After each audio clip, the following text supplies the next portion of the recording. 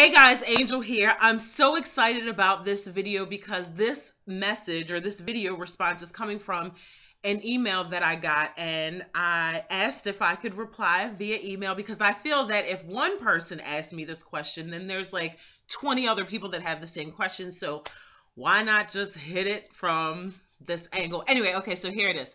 Hello there. I found your YouTube channel when researching vision boards and found your message very inspiring. Thank you. I quit my job back in 2011, swearing up and down that I was going to go so hard on my jewelry business if I had the time. So because of that and a couple other reasons, I did it. I quit. I sold on Etsy and did I sold it on Etsy and I'm so sorry guys. I sold it on Etsy and did a couple of craft shows, but I was in such a bad place mentally that I failed and quit that too. So now I am a stay-at-home mom with so many great ideas Now they just seem so unattainable, and I'm scared of failure that I give myself a million reasons why I can't do it. I have now been financially stagnant for 2 years and wasting my life. The problem is that I don't have a support system or friends that I can look up to and no mentors. It's just me and the PTA moms. Excuse me. It's just me and the PTA moms. They either go to work or they don't work or care to be entrepreneurs because they are financially stable. I guess the question is, where do I find these people? How do I get my passion back? And how do I get my passion back and the FU attitude to jumpstart myself again? Sorry this is long. Thank you for taking the time to read it. It's not long, and I appreciate it. First thing I want to point out in this email is that you stated that you don't have the time, and I want to like bust this myth out of the water for everybody that thinks they don't have enough time. If you don't think that you have enough time, where do you go get the time from? Like, I never understood that. Like, to say that I don't have any milk, you can go get some milk. To say that I ran out of bread, you can go get some bread. But to say that you don't have any more time, you didn't manage the time well. We don't manage our time well. We all get 24 hours in a day. So that's number one. I just want to point that out for everybody listening. Stop saying you don't have the time, because you do have the time. We all have the time. How do some of us get so much accomplished and some of us don't? Because we're working our time well. That was the first thing that I wanted to point out. And the second thing that I want to pull out of this, when you say that you don't have a support system, I talk about this in my book, and I share that you don't need as much support as you think you do. And I know that can be disheartening because we want, some people to come along and cheer us on and root us on and be there with us and for us, and that's not always going to happen. So sometimes you just have to be the Lone Ranger and go at your dreams alone. But here's the key about that. When you start to go at your dreams alone, God will start to place people, places, and things to support you. But if we never get started, then we never get started. The other thing that I wanted to point out is that you said, where is it? How do I find these people? How do I find, hold on. I guess the question is, where do I find these people? In order to find the person that you're looking for, you have to become that person that you're looking for.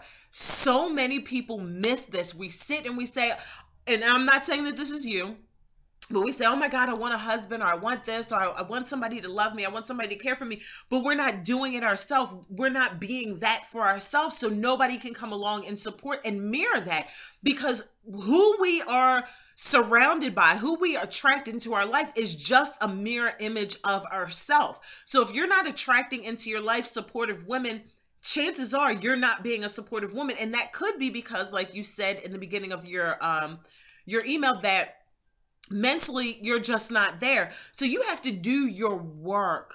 You have to do the work. You have to journal. You have to pray. You have to meditate. You have to get back to you so you can get your mojo back.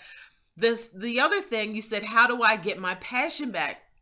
And I believe that this is Jim Rohn that said this, that motivation doesn't last, and neither does taking a bath. That's why we have to do it every single day. So many of my friends ask me, Angel, how do you stay so motivated? And I'm like, how do you stay so clean? Because you do it every day.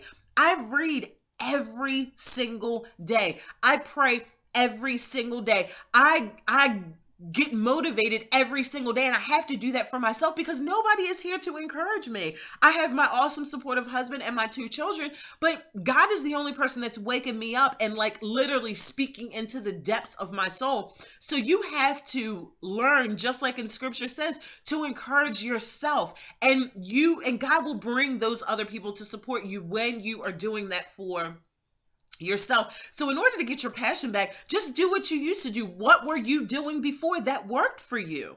Do that. And the other thing is fear. What are you afraid of? Of what? The big bad wolf? Like, of what? So many of us walk around in fear of just stuff that we're not even clear about. Like, get clear about what you are afraid of. You said that you're afraid to fail. Have you ever failed before? And how did you recover? Like, that blows my mind. And I say that kind of lightheartedly, but I've struggled with that same thing myself. Like being afraid to fail. For what? Because do you realize how much wisdom is in failure? Oh my, I failed at my boutique. Now I get to coach and work with other people on all the wisdom and the lessons that I learned in my failure. Oh my God, like, what's his name? Steve Jobs. He completely failed years and years ago. I believe like over 15 years ago, 20 years ago. He failed, he bombed, and now look, I wouldn't even be speaking to you on my computer if Steve Jobs didn't fail. Like, get rid of that. And I say this in love, but I gotta say it. I feel that the older I get and the wiser I get and the more that I get to interact with other people, regular people are the only people that are afraid to fail. Successful people, they fail, and they fail fast, and they fail hard. I remember being coached. One of my life coaches that I had, her name is oh my God, what is her name? Her last name is Richardson, and she is actually she's actually a CEO of one of Russell Simmons' company. Oh my God, what is her name? She has a book out, and it's called From Paycheck to Monday. I can't remember, but she talks about how she was making $10,000 a freaking week, $40,000 a month, and she was broke. Like, how do you do that?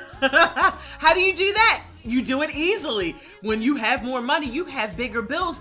But she taught us in that coaching session, it was a group coach call, and she taught us how to fail fast. And I am so sold on regular people are afraid to fail. It's that simple. Regular people are afraid to fail because regular people are always concerned about what other people are thinking about them, or what other people are going to say, or how other people are going to judge them. Successful people, please. These Negroes fail, and they fail fast, quick, and hard, and then they get on to the next thing. They look forward to, I'm not saying necessarily looking forward to something not working out, but if it doesn't work out, what? They are taking notes. They are like, okay, let's move this over here. Let's project this to do that, blah, blah, blah. And they are on to the next. Successful people are not afraid to fail. So take on the posture of an uncommon woman. Do your work. Do your fasting. Do your prayer. Do your meditation. Do what you have to do to get back to you. You said that now you're a stay-at-home mom. I don't know if you have girls or boys, or it really doesn't even matter, but especially when little girls are watching us and we're sad all the time, and we're afraid to live and afraid to live our dreams. Like, we can't even push our kids to the next level if we're sitting here on the couch afraid to go to the next level. It's not fair. So what are we showing our children when we're stuck in this place that we're just afraid to live our dreams and afraid to do what God is calling us to do? Oh my God, screw fear. Fear is for regular people. Let regular people be afraid to fail. Successful people, which you are, a successful woman, you are no longer afraid to fail. Move on. Figure out what it is that, just like, be realistic. Okay, so if you started your business or started doing what God is calling you to do and you failed, like, what does that failure mean to you? Does that mean that somebody comes and like slices your neck off? Does that mean that you get your left arm cut off? Like, what really? Like, I know that sounds like over the top and dramatic, but that's just how serious it is. What are you afraid of? Stop it. Stop it. Successful people are not afraid of anything. All right, guys, I absolutely love you. I will see you guys in the next video. If you guys are not on my Saturday night calls, you are missing out. I'll put the link below for the Saturday night calls. I'm live each and every Saturday night at 10 p.m. Eastern Standard Time. I would love to see you guys or hear you guys on the call. And yeah, that's it. And I will see you guys in the next video. Mwah. Love you.